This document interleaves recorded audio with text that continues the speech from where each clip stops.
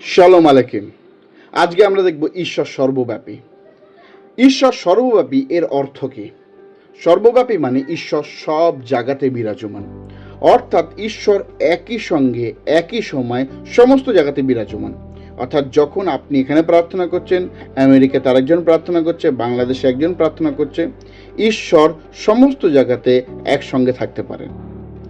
এটা একমাত্র ঈশ্বরের পক্ষে সম্ভব, কোনো মানুষ, কোনো স্বর্গদূত, কোনো শয়তানের পক্ষে সম্ভব নয়।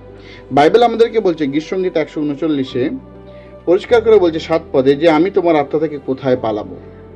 দাউদ বলছে যদি স্বর্গে যাই সেখানেও তুমি, পাতালে যাই সেখানেও তুমি, আমি যেখানে যাব সেখানেই তুমি আছো। অর্থাৎ ঈশ্বর সর্ব জায়গাতে আছেন। এই জন্য ঈশ্বরকে নির্দিষ্ট কোনো চার্চের মধ্যে আপনি সীমাবদ্ধ ভাববেন না যে এই চার্চের মধ্যে ঈশ্বর আছেন। না, আপনি যে কোনো সময়, যে কোনো অবস্থাতে, যে কোনো জায়গায় আপনি ডাকবেন, আপনি তাকে পাবেন। যীশুখ্রিস্ট তিনি কি প্রতিজ্ঞা করেছিলেন? দেখো আমি যুগান্ত পর্যন্ত প্রতিদিন তোমাদের সঙ্গে সঙ্গে আছি। আপনি যুগের অন্ত পর্যন্ত আপনি সব জায়গাতে প্রভুকে পাবেন। এবং তিনি বলেছিলেন যে যেখানে 2 কি 3 জন আমার নামে একত্রিত হয় সেখানে আমি থাকি। তাই একটা কথা বলছি, স্থান গুরুত্বপূর্ণ নয়, ঈশ্বর গুরুত্বপূর্ণ, কেন তিনি সব স্থানে আছে। God bless you.